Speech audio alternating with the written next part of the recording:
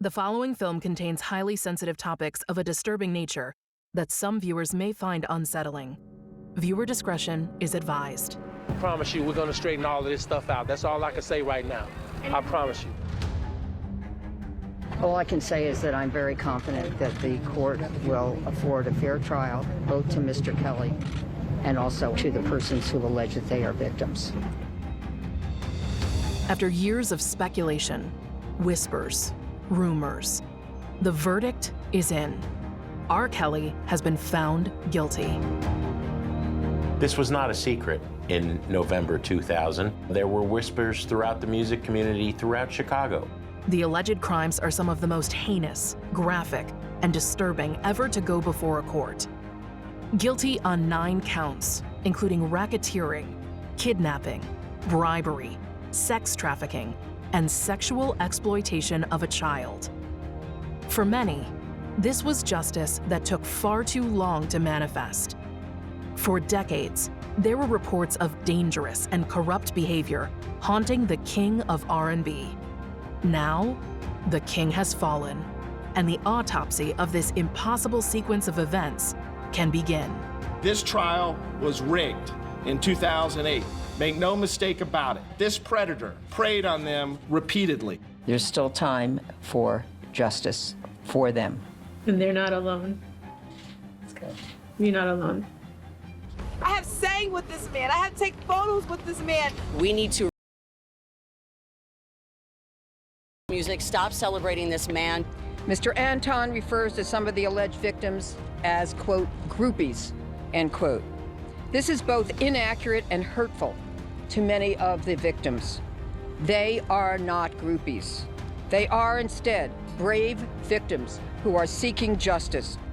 The real story is almost too shocking to believe. The power, the truth, the verdict.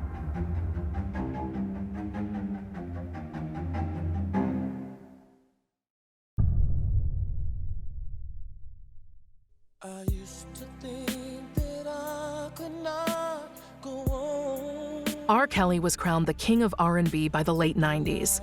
Bump and Grind had already made him a household name with Black audiences. But I Believe I Can Fly catapulted Kelly to incredible heights.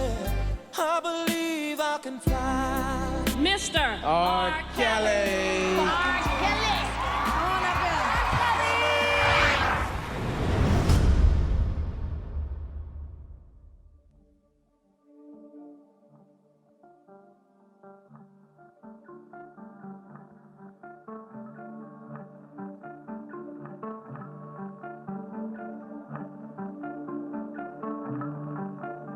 He became an international superstar. He received 5 Grammy nominations and took home 3. And this was only the beginning. But Kelly didn't find fame and fortune overnight, and his childhood wasn't easy.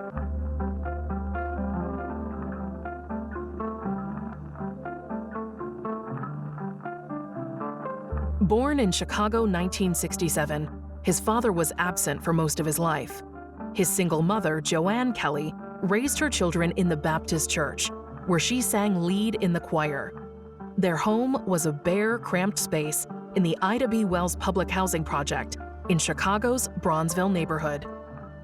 Kelly grew up in a house full of women who he said would act differently when his mother and grandparents were not home. From age 8 to 14, Kelly was sexually abused by an older female family member. Explaining why he never told anyone, Kelly wrote in his 2012 autobiography, Solar Coaster, that he was too afraid and too ashamed. Around age 10, Kelly was also sexually abused by an older male who was a friend of the family. At age 11, Kelly was shot in the shoulder while riding his bike. The bullet is reportedly still lodged in his shoulder. Undiagnosed dyslexia left Kelly with a struggle to read and write. He dropped out of high school. As a teenager, he began street performing under the Chicago Transportation Authority L tracks. eventually forming a group with friends Mark McWilliams, Vincent Walker, and Sean Brooks. In 1989, they formed the group MGM. In 1990, MGM recorded and released one single. In 1991, Kelly left the group and signed with Jive Records.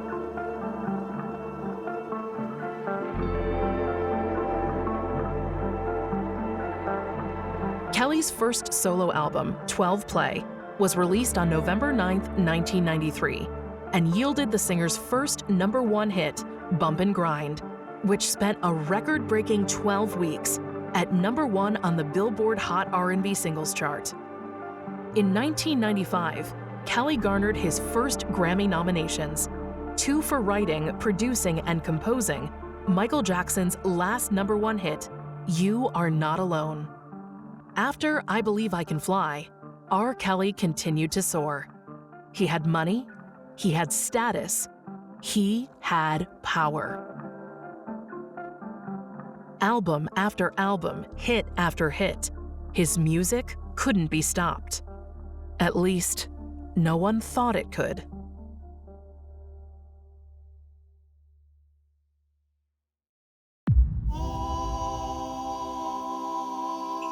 Please welcome Aaliyah.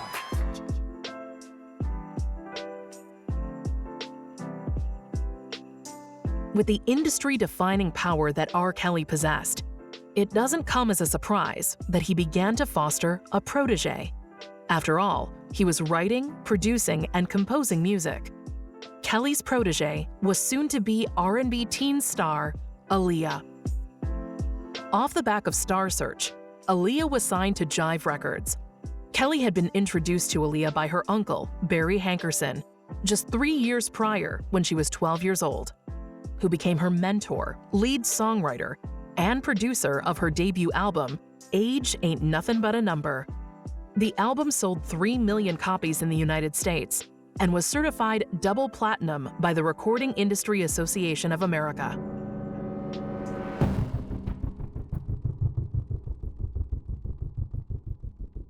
According to Vibe and the Chicago Sun-Times, 27-year-old Kelly and 15-year-old protege Aaliyah were illegally married in a secret ceremony on August 31, 1994, in Cook County, Illinois.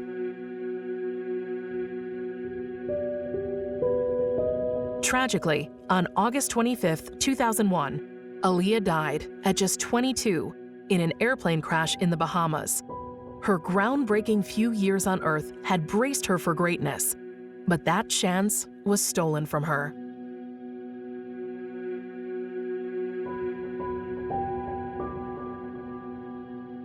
There are claims that Aaliyah had misled Kelly and told him that she was in fact 18 years old. However, in 2019, a contemporaneous video surfaced showing R. Kelly stating, less than a year before the marriage took place, that he knew Aaliyah was 14 years old. In 2019, federal prosecutors in New York charged Kelly with bribery related to the 1994 purchase of a fake ID for Aaliyah to obtain a marriage license.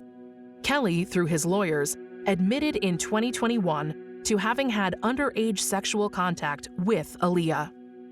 Hey, so what are you up to, man? You got a new album or anything out? Got a new album coming out. Yeah, what's it called? Black Panties.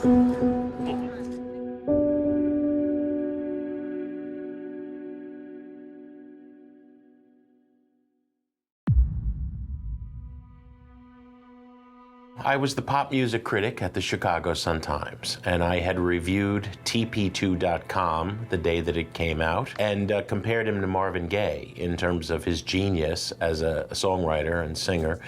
And that prompted this anonymous fax saying, you compared Robert to Marvin. Well, Marvin had his problems, but they're not like Robert's. Robert's problem, and this is a thing that goes back many years, is young girls. This was not a secret. In November 2000, there were whispers throughout the music community throughout Chicago, the black communities of the South and West Sides, that Kelly would often cruise high schools and the Rock and Roll McDonald's and the Evergreen Plaza shopping mall. And there was the craziness with Aaliyah.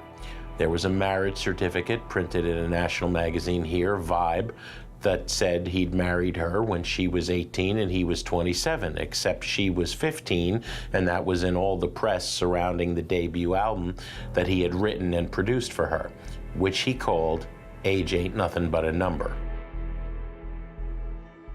The media attention surrounding what at the time were unconfirmed reports of a secret wedding with an underage girl soured Kelly's public image. But the threshold for toppling powerful men can be unjustly difficult. During his career, he generated $250 million in income for himself. He had money, he was a cash cow. They were not going to stop that income from being generated. In 1996, Tiffany Hawkins became the first woman to allege sexual abuse publicly at R. Kelly's hands. She claims to have suffered personal injuries and emotional distress throughout a 3-year relationship. In court documents, she said she began having sex with Kelly in 1991, when she was 15 and he was 24, and the relationship ended when she turned 18. According to the Chicago Sun-Times, Ms. Hawkins sought $10 million in damages, but accepted a fraction of that amount when the case was settled in 1998. In April 2002, R. Kelly was sued once again by Patrice Jones, a Chicago woman who claimed he impregnated her when she was underage and forced her to have an abortion. Montina Woods also sued Kelly at the time, alleging that he videotaped them having sex without her knowledge. The star settled both cases out of court, paying undisclosed sums in return for non-disclosure agreements. Battling these lawsuits may have been exhausting, but something even more sinister was about to emerge from the depths of the unfathomable.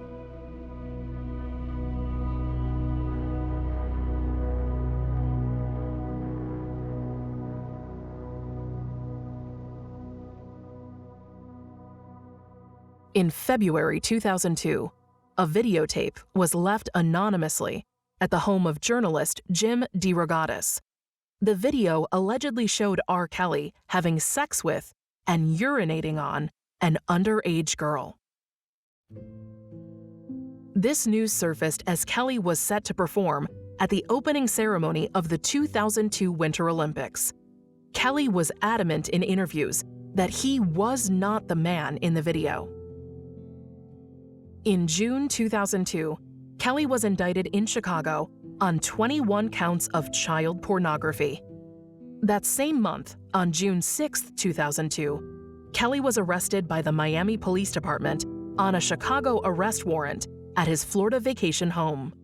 Kelly was later released after spending one night in jail on a bail bond posted of $750,000. The alleged victim refused to testify at the trial, and a Chicago jury found Kelly not guilty of 14 out of 14 counts. 2008.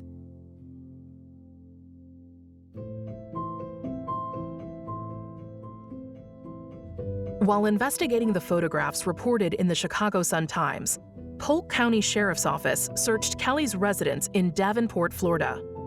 During the search, officers recovered 12 images of an alleged underage girl on a digital camera, wrapped in a towel in a duffel bag, which allegedly depicted Kelly involved in sexual conduct with a female minor. According to the Chicago Sun-Times, the girl in the images obtained from Kelly's Florida home also appears in the videotape, which got Kelly indicted in Chicago. Kelly was arrested on January 22, 2003 by police investigators from Polk County and Miami-Dade County at Miami's Wyndham Grand Bay Hotel on those charges of 12 counts of possession of child pornography. Kelly was later released from a jail hours after on a bond posted of $12,000. In March 2004, these charges were dropped due to a lack of probable cause for the search warrants. That same year, R. Kelly defended himself in a fiery interview with ABC. Do you think that it is immoral for an older man to have sex with an underage girl? Rephrase the question. For an older man to have sex with an underage girl, someone under 17. Mm-hmm. Do you view that as an immoral thing, if they're in love? If they're in love, I really can't be the judge of that.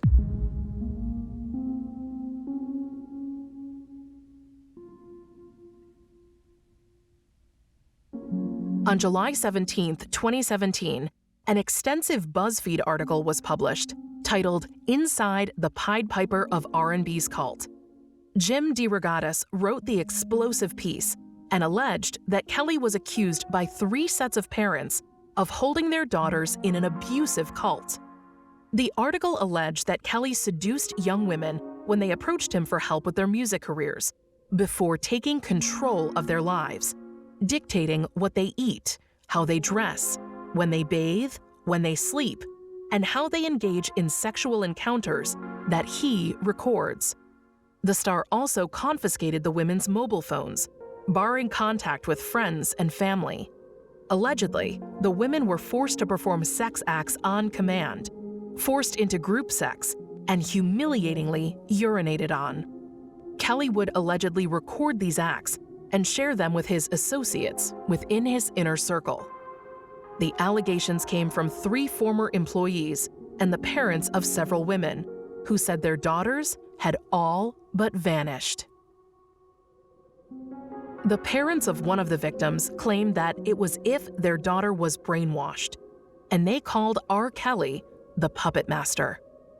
2 of the women caught up in these allegations affirmatively denied that the musician was stipending their freedoms, but any suspicions would soon be thrown into the spotlight.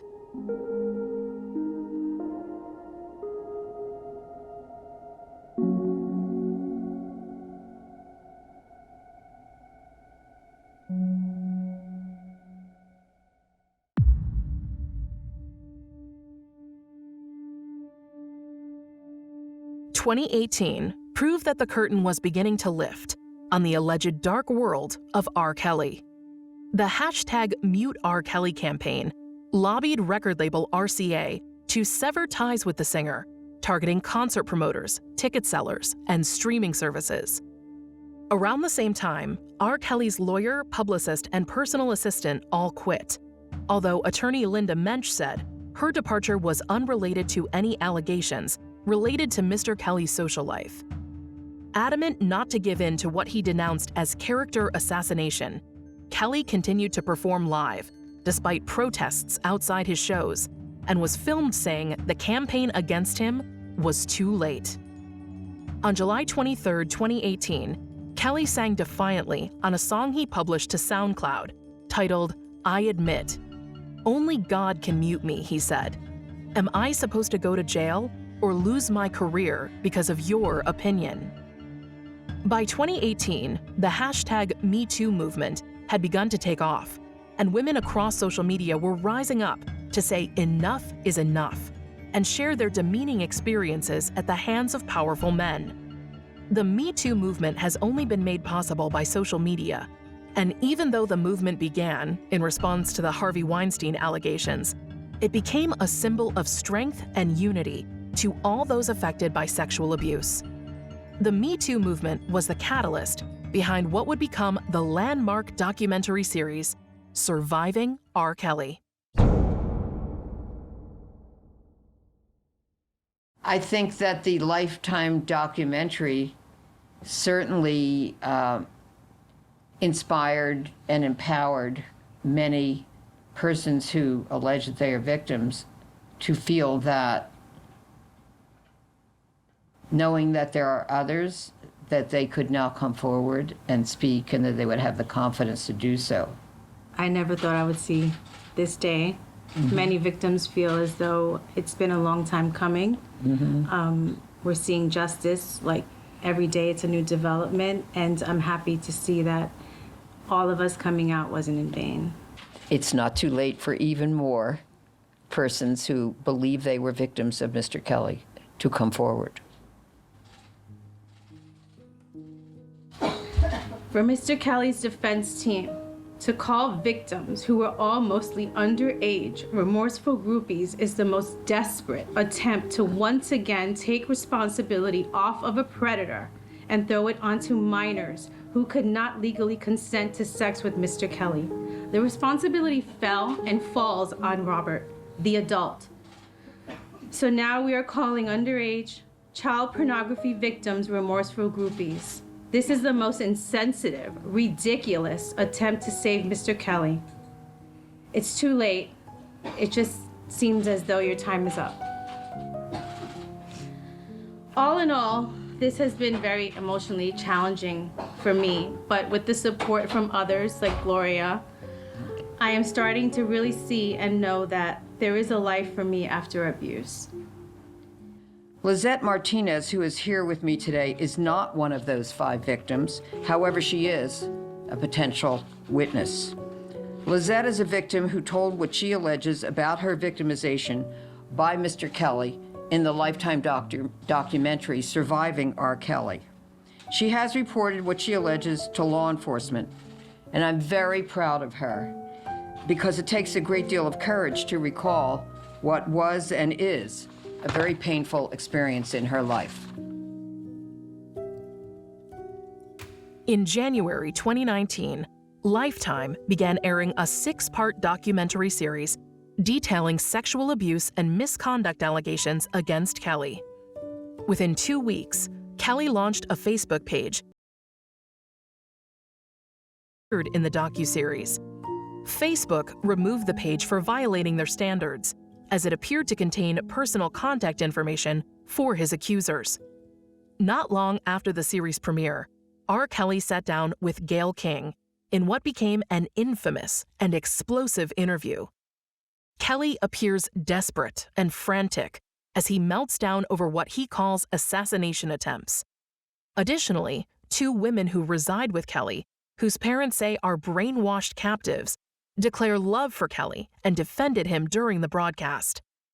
The second season, titled Surviving R. Kelly Part 2, The Reckoning, premiered on January 2nd, 2020. No justice, no peace. No justice, no peace. People have associated his music with such good memories in their lives for so long that it's a soundtrack to so many people's lives, especially in the city of Chicago. And so it's hard for people to compartmentalize a monster from a memory. And we need to realize that this person is a monster and stop celebrating this music, stop celebrating this man, because he is what he is. He is not what you hear every day. He is not the person at your picnic. He is not the person that should be playing in your church at your birthdays, at your kids' birthdays. It's hard to separate, I think, for some people, those memories and really realize that this man is a monster and needs to be brought to justice. Hey, Kendra. Yes. I feel ashamed that it took the docuseries for me to wake up, but as a black woman, I would be, I don't even know, I feel terrible. Like, I watched that docuseries and wanted to throw up. I felt terrible. I have sang with this man. I have to take photos with this man. Shame on me for taking this long to be awake, but I am awake. As a super fan, I'm still like torn. It's like, do I still listen to his music, or do I come out here and support my sisters, because what he was doing was just not right. And I look at him and I don't know what to think. And it's just really hard, but I'm here to support my sisters as a super fan of R. Kelly, who's been to every concert, has all of his music, but at some point it has to stop. There's 100% truth to what's going on, and again, as a super fan, it has to stop here, and that's why I'm out here today. I know what's going on. If these girls and women was trapped,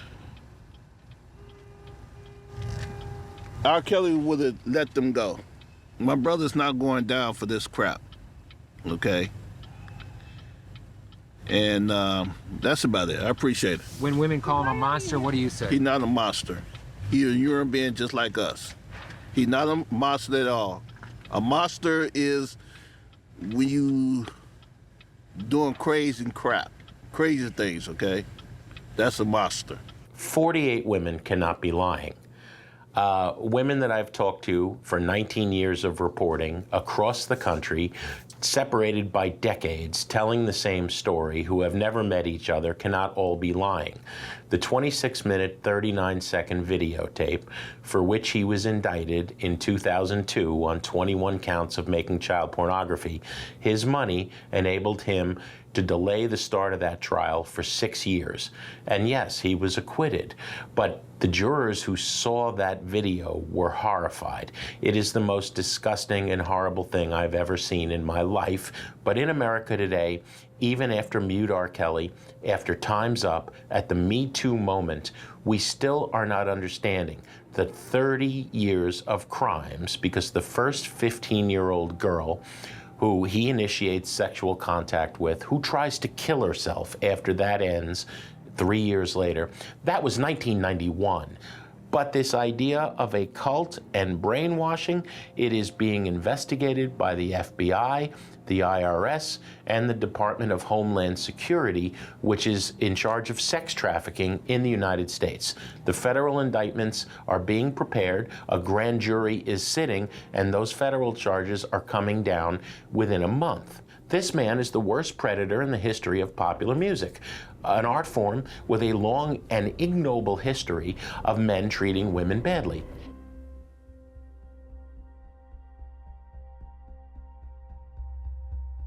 Thank you all for gathering. The recent allegations against entertainer R. Kelly and the recent Lifetime documentary series are deeply, deeply disturbing. I understand that fear. As a survivor of sexual assault myself, the fear and the trauma of coming and sharing your story, not just with one individual, not just with one prosecutor, the notion of having to come and publicly make allegations is incredibly daunting. What I will say is that if we are going to take these allegations seriously, it requires, this isn't one of those situations where it's just forensics. We need actual witnesses and victims to have the courage to tell their stories. If they have concerns about further victimizations of others, it becomes necessary to have the courage to come forth and tell what happened. This trial was rigged in 2008. Make no mistake about it. And that is how they were able to procure the acquittal of Mr. Kelly in 2008. And I am highly confident that this time around, the result will not be the same. On February 22nd, 2019, the Cook County State's Attorney's Office in Illinois charged Kelly with 10 counts of aggravated criminal sexual abuse.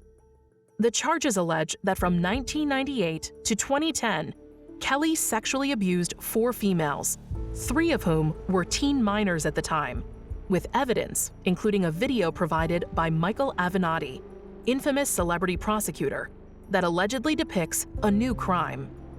On the day the charges were announced, Kelly turned himself in and was arrested by the Chicago Police Department and taken into custody. The judge set a $1 million bond and ordered Kelly to have no contact with any minor under 18 or alleged victim. He pleaded not guilty to all charges, which he called lies. He was released on bail after 3 nights in jail at Cook County. He used his fame and the assistance of some of those who work for him to manipulate and victimize 2 starstruck teenagers who, prior to the night in question, would never have imagined that a celebrity whose music they loved would take advantage of them to selfishly satisfy his sexual desires.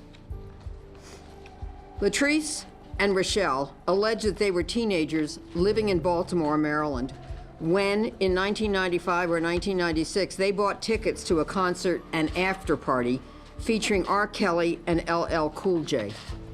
Little did they know that their decision to attend those events would leave them with a shocking memory of R. Kelly that they will never forget. To R. Kelly, I'm sending this message. You have nowhere to run and nowhere to hide. You have been able to get away with your predatory misconduct for far too long. And to date, the only ones who have paid the price of your misconduct have been the young women who allege that you have victimized them. Now, all of that has changed. Your victims are now surrounding you and crying out for justice. They are willing to face their fear and are no longer willing to let you get away with what they allege you have inflicted on them. It is time for you to face the consequences of what you have done in our system of justice. There, your celebrity will not assist you in flying away from accountability. Your time has come to face the many women who have suffered in silence for so many years. They are no longer silent, and their voices are being heard. I was 16 years old and living in Baltimore when I met R. Kelly in 1995. My friend Rochelle and I went to a concert that R. Kelly and LL Cool J were performing in together. Rochelle was only 15 years old. We had bought tickets to the concert and the after party as well. R. Kelly asked me my name and where I was from. He also asked Rochelle and I to go to his suite at his hotel, which he said was at the High Regency Hotel in a harbor in Baltimore. He gave us the information about the suite. We took a taxi and we followed a white van in which R. Kelly was riding to that hotel. When we arrived at the hotel, either Kelly's producer or the manager paid for our taxi. Mr. Kelly had given us his suite number. We both went to the hotel thinking it was gonna be another party there. The white van with Kelly in it went to the back of the hotel. We believe he must have came up a different way. The person who paid for our taxi took us to Mr. Kelly's suite. When we arrived at the suite, we were allowed to go in the inside. The man who let us into the room returned. He had a walkie-talkie. He said, R. Kelly is getting ready to enter the room. Pull up your dresses. Rochelle and I did what we were told. We were standing. We had panties on underneath our dresses. Then R. Kelly came into the room a few minutes later. The other man left right away when Kelly entered the room. Mr. Kelly was wearing jeans and a white t-shirt. His penis was out and over top of his pants. When Kelly was alone with me, he asked me to perform oral sex on him. I was under the influence of marijuana and alcohol, and I did it. He then had sexual intercourse with me, even though I did not have the capacity to consent. When he was finished, Kelly said to me, "You're not gonna please me?"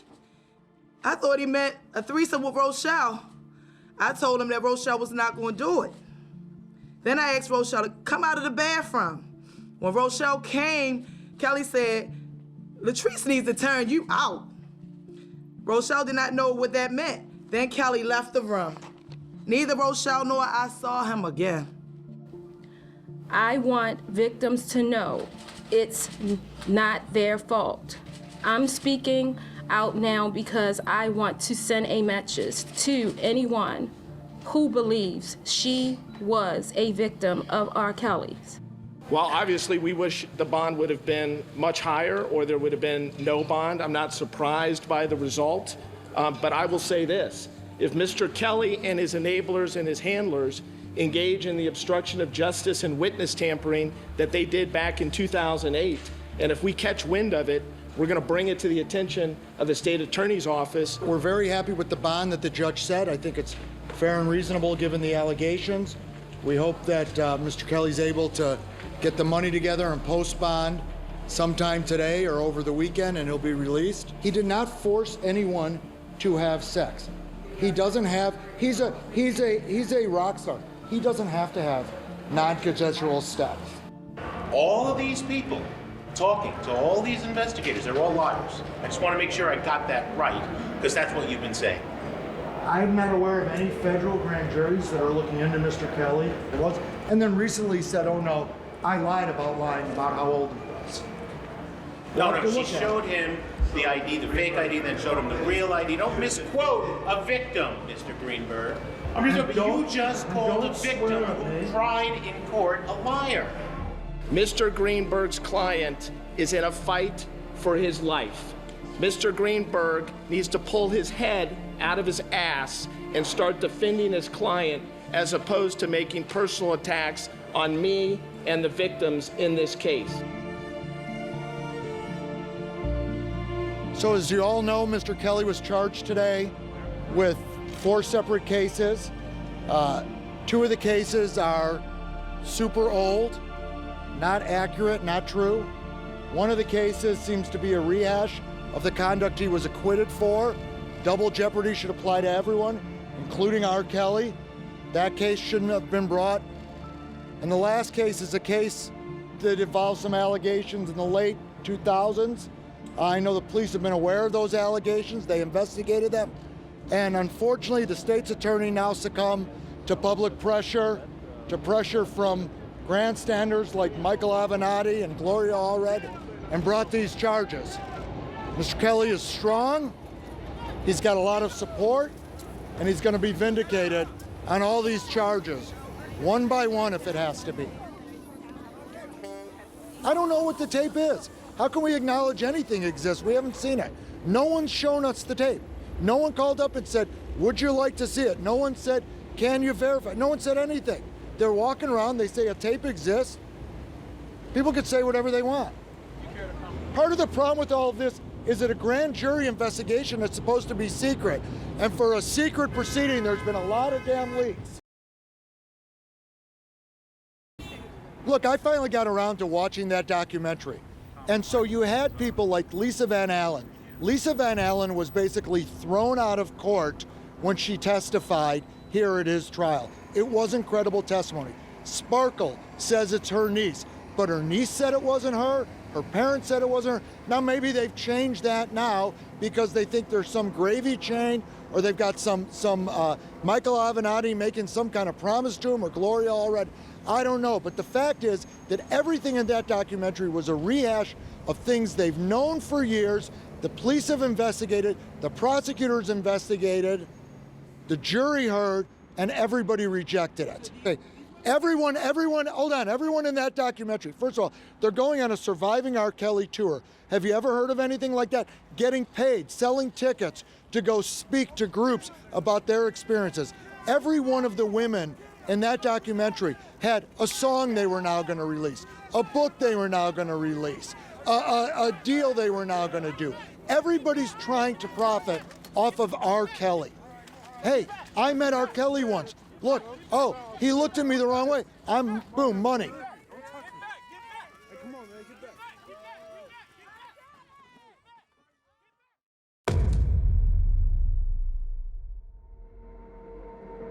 On July 11, 2019, Kelly was arrested on federal charges alleging sex crimes and obstruction of justice by U.S. Homeland Security investigators and NYPD detectives in Chicago.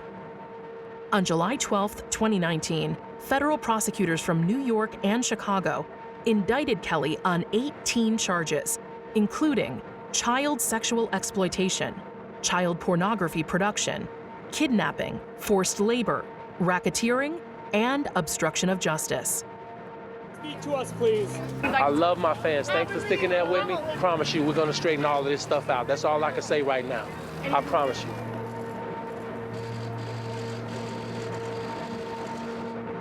We have now provided 2 videotapes to law enforcement.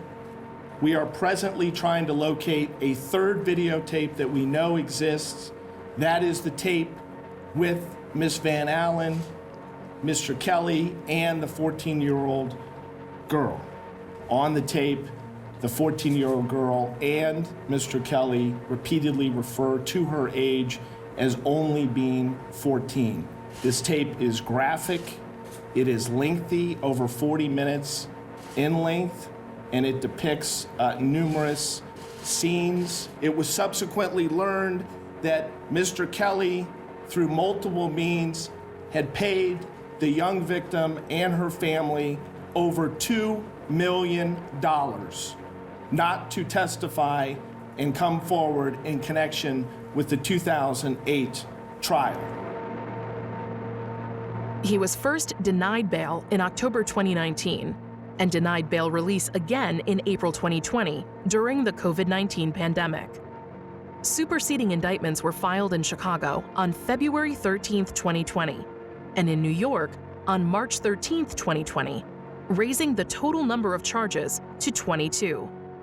Kelly was incarcerated at Metropolitan Correctional Center, Chicago, from July 11, 2019 to June 23, 2021.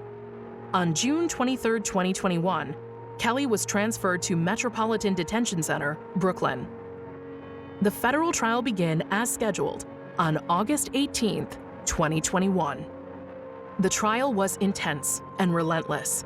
Several key witnesses described living in a constant state of fear, being ordered to call Kelly daddy, and being demanded to commit sexual acts. The defense was adamant that the alleged victims were only groupies and revenge-seeking lovers, but the pattern of behavior demonstrated by the prosecution left little weight to this theory.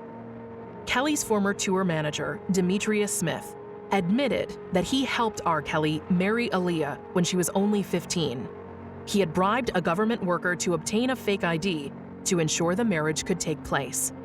Several women that took the stand claimed to have been knowingly infected with herpes and left to suffer as the infection accelerated. 2 victims, identifying only as Addie and Abby, claimed they were pinned down and raped by Kelly in 1994 and 2003.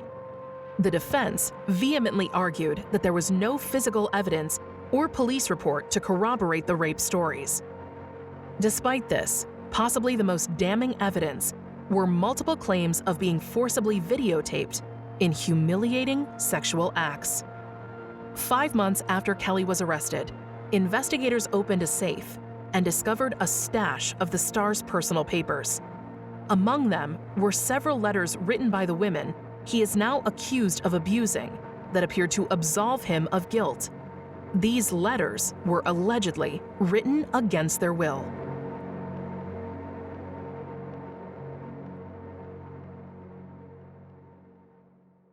Any disgruntled person, when they leave a relationship, they see the relationship differently. While perceptions may have changed or how people look at things, it doesn't mean that when they happened, we should evaluate them through today's lens. Right. We should evaluate them through the lens at the time they happened. Right. We're obviously not happy with the, although expected, decision of the court for detention. It is similar with what took place in Chicago, but we are in the process of filing a motion in Chicago, and we are sure to appeal that decision here as well. I have no doubt that victims of Mr. Kelly are relieved that Mr. Kelly will continue to be kept in custody, pending the outcome of his trial.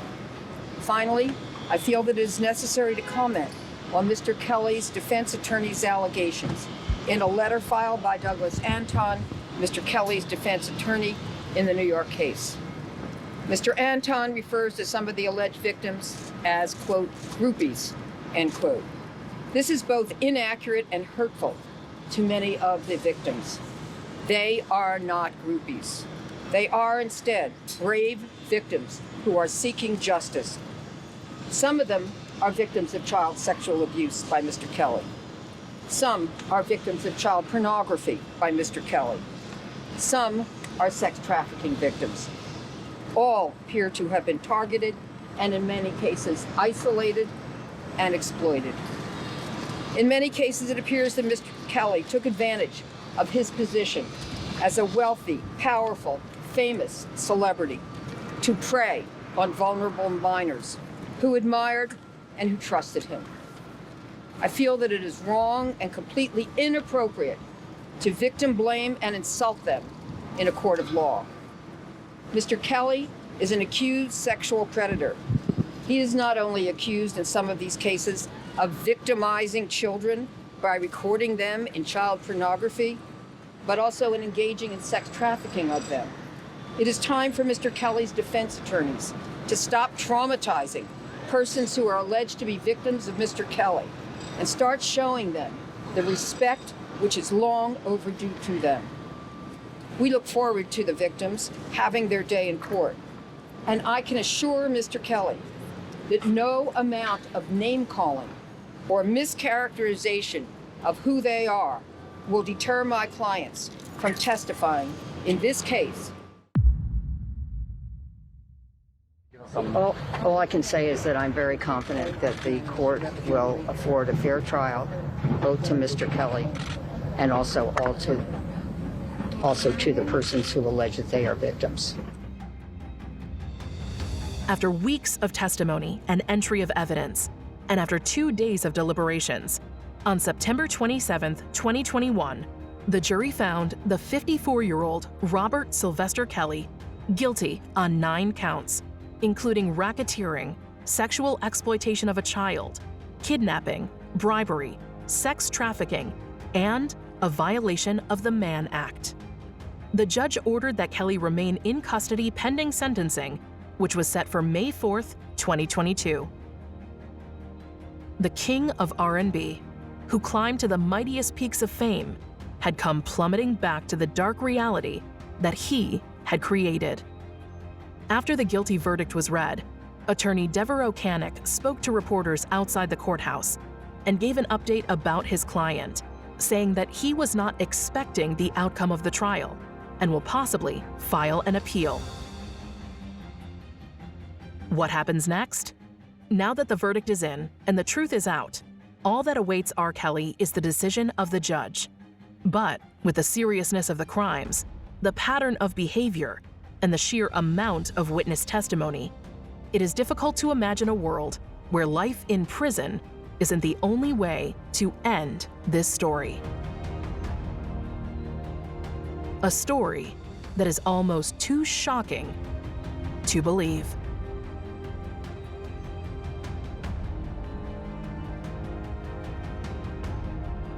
A predator who used his inner circle to ensnare underage girls and young men and women for decades in a sordid web of sex abuse, exploitation, and humiliation. To the victims in this case, your voices were heard and justice was finally served.